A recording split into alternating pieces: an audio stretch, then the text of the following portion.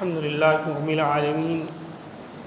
والصلاة والسلام على نبينا محمد صلى الله عليه وسلم وعلى آله وأصحابه أجمعين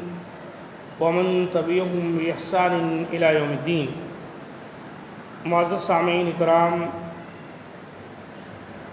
تربیت اولاد اس عنوان کے تحت باتیں تسلسل کے ساتھ چلی آ رہی ہیں، اور آج یہ اس سلسلے کی 7ویں نشست ہے، جس میں اس بات کا ذکر کیا جائے گا کہ والدین جہاں بچوں کی دنیاوی تعلیم کا اہتمام کرتے ہیں، وہاں ان پر لازم ہے کہ وہ ان کی دینی تعلیم کا بھی اہتمام کریں، بلکہ دنیاوی تعلیم کی نسبت دینی تعلیم کی اہمیت زیادہ ہے، کیونکہ دینی تعلیم سے آراستہ ہو کر اولاد اپنے والدین کے لیے دنیا کے علاوہ آخرت میں بھی نفع بخش ہوگی، اور اخروی نفع ہی زیادہ ہمارے مد نظر رہنا چاہیے۔ اس سلسلے میں سب سے پہلے بچوں کو قرآن مجید پڑھانا چاہیے۔ اگر بچے پورا قرآن مجید حفظ کر لیں تو یہ تو بہت بڑی نعمت ہے، کیونکہ والدین کو قیامت کے روز انہی بچوں کی وجہ سے تاج پہنایا جائے گا، جیسا کہ رسول اللہ صلی اللہ علیہ وسلم کی صحیح احادیث سے ثابت ہے۔ اور اگر بچے پورا قرآن مجید حفظ نہ کر سکیں تو کم از کم آخری پارہ ضرور یاد کروانا چاہیے۔ اس کے علاوہ بچوں کو رسول اللہ صلی اللہ علیہ وسلم کی کچھ احادیث بھی یاد کروائی جائیں، انہیں آپ صلی اللہ علیہ وسلم کی سیرت طیبہ بھی پڑھائی جائے، اور اسلامی عقیدہ کی اہم معلومات اور دینی آداب وغیرہ سے بچوں کو آراستہ کیا جائے۔ یہ تمام جو باتیں ذکر کی گئی ہیں، والدین کی ذمہ داری ہے کہ وہ اپنے بچوں کے سلسلے میں یہ تمام باتیں مکمل کریں۔ والدین پر یہ بھی لازم ہے کہ وہ اپنے بچیوں کو بچپن ہی سے پردہ کرنے کی تعلیم دے۔ یہاں معاملہ بچیوں کا ہے، بچوں کے بنسبت بچیوں کے لیے کچھ زیادہ ہی ہم کو اور آپ کو احتیاط برتنی چاہیے، بالخصوص پردے کو لے کر۔ اللہ تعالیٰ کا فرمان ہے، یا ایھا النبی قل لازواجک وبناتک ونساء المؤمنین یدنین علیہن من جلابیبہن ذالک ادنی ان یعرفن فلا یؤذین۔ اے نبی، اپنی بیویوں سے، اپنی بیٹیوں سے اور تمام مسلمانوں کی عورتوں سے کہہ دو کہ وہ اپنے اوپر اپنی چادریں لٹکا لیا کریں، اس سے بہت جلد ان کی شناخت ہو جایا کرے گی، پھر انہیں ستایا نہیں جائے گا۔ یہ سورۃ الاحزاب کی آیت نمبر 59 ہے۔ اس آیت میں اللہ تعالیٰ نے نبی کریم صلی اللہ علیہ وسلم کی ازواج مطہرات اور آپ صلی اللہ علیہ وسلم کی صاحبزادیوں سمیت تمام خواتین اسلام کو حکم دیا ہے کہ وہ ایک بڑی چادر کے ذریعے سر سے لے کر پاؤں تک مکمل پردہ کیا کرے، گرچہ کہ اس کے لیے بڑی چادر سے اپنے آپ کو چھپا لیا جائے تو یہ کفایت کر جانے والی چیز ہے، لیکن آج کل جو برقع یا نقاب وغیرہ پہن لیا جاتا ہے وہ بھی اسی کی ایک قسم ہے، ڈھیلا ڈھالا سادہ اگر برقع یا نقاب اوڑھ لیا جائے جس سے پورا جسم اور جسم کی زینت کی چیزیں اور جو کپڑے وغیرہ ہیں چھپ جائیں تو یہ انشاءاللہ کفایت کر جائے گا۔ اور پھر اللہ تعالیٰ نے اس پردے کی حکمت یہ بیان فرمائی ہے کہ اس سے ان کی پہچان ہو جائے گی کہ یہ شریف گھرانوں کی باعزت اور باحیا خواتین ہیں، اس لیے کوئی شخص انہیں ستانے کی جرأت نہیں کر سکے گا۔ اس آیت سے معلوم ہوا کہ پردہ کرنا شرافت اور حیا کی علامت ہے، اور اس کے برعکس بے پردگی بے حیائی کی علامت ہے۔ اللہ تعالیٰ نے کتنی بڑی بات یہاں پر بیان فرمائی کہ اگر عورتیں پردہ کریں تو فرمایا ذالک ادنی ان یعرفن فلا یؤذین،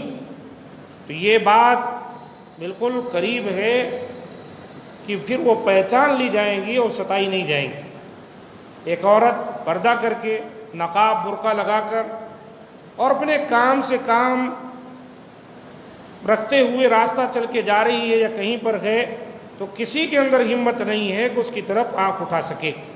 لیکن ایک عورت بے پردہ ہے اور بھڑکیلے کپڑے پہن رکھی ہے، اور پھر مٹک مٹک کر ادھر ادھر دیکھ کر دعوت گناہ دیتے ہوئے پھر رہی ہے، تو ظاہر سی بات ہے اس کی اس حرکت کی وجہ سے منچلے لڑکے جوان اس کی طرف راغب ہو جائیں گے اور اس کے لیے مسائل پیدا ہو جائیں گے۔ لیکن باپردہ خاتون اگر صرف اپنے کام سے کام رکھتی ہے، سر جھکائے ہوئے چلتی ہے، تو کسی کی مجال نہیں ہے کہ اس کی طرف آنکھ اٹھا کر دیکھ سکے۔ اور یہ نسخہ اللہ تعالیٰ نے یہاں پر بیان کیا ہے کہ اَن یعرفن فلا یؤذین،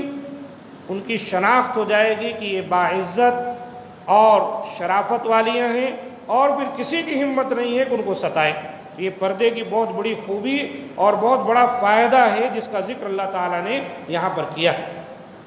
اور اسی طریقے سے اولاد کو فارغ اوقات میں فلم بینی اور فضول ڈائجسٹ پڑھنے سے منع کرنا چاہیے۔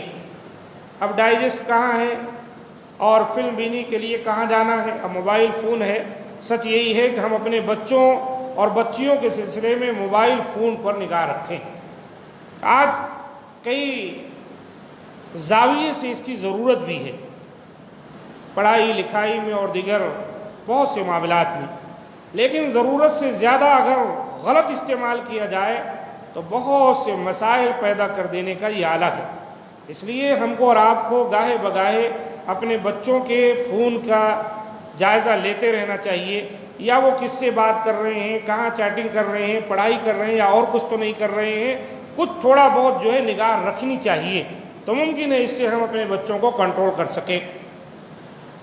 اور یہ بھی جان لیں کہ بچے جو بھی موبائل فون یا غلط قسم کا لٹریچر کوئی بھی استعمال کرتے ہیں، یہ سب جھوٹ اور بکواس اور برائی پر مبنی ہوتے ہیں، اور اس سے کچھ بھی حاصل نہیں ہوتا۔ اس کے علاوہ اس سے اخلاق و کردار کا بگاڑ پیدا ہوتا ہے اور بچے ضائع ہو جاتے ہیں۔ فارغ اوقات کو ان فضول چیزوں میں ضائع کرنے کے بجائے بچوں کو ترجمہ و تفسیر قرآن مجید اور رسول اللہ صلی اللہ علیہ وسلم کی سیرت طیبہ اور صحابہ کرام اور صحابیات کی پاکیزہ زندگیوں کے واقعات کا مطالعہ کرنے کی ترغیب دلانی چاہیے، اور انہیں ان موضوعات پر مفید کتب مہیا کرنی چاہیے تاکہ وہ انہی سے استفادہ کریں۔ اچھے پروگرام میں بچوں بچیوں کو لے جائیں، اچھے پروگرام ان کو سنائیں، بیٹھ کر ان کو دیکھیں، اور اچھی کتابیں دیں تاکہ وہ ان کو پڑھیں اور اس سے جو ہے ان کی صلاحیت میں نکھار آئے اور سچے پکے مسلمان بنیں۔ یہ تمام چیزوں کی ذمہ داریاں کس پر ہیں؟ ہم پر اور آپ پر۔ والدین کا کام ہے کہ اپنے بچوں کی اس نہج پر، اس طریقے پر جیسا کہ یہاں بیان کیا جا رہا ہے، وہ ان کی تعلیم و تربیت کریں۔ اللہ تعالیٰ سے دعا ہے کہ مولا کریم ہمارے بچوں کو نیک بنائے، اور اللہ تعالیٰ ان کو ہمارے لیے دنیا اور آخرت میں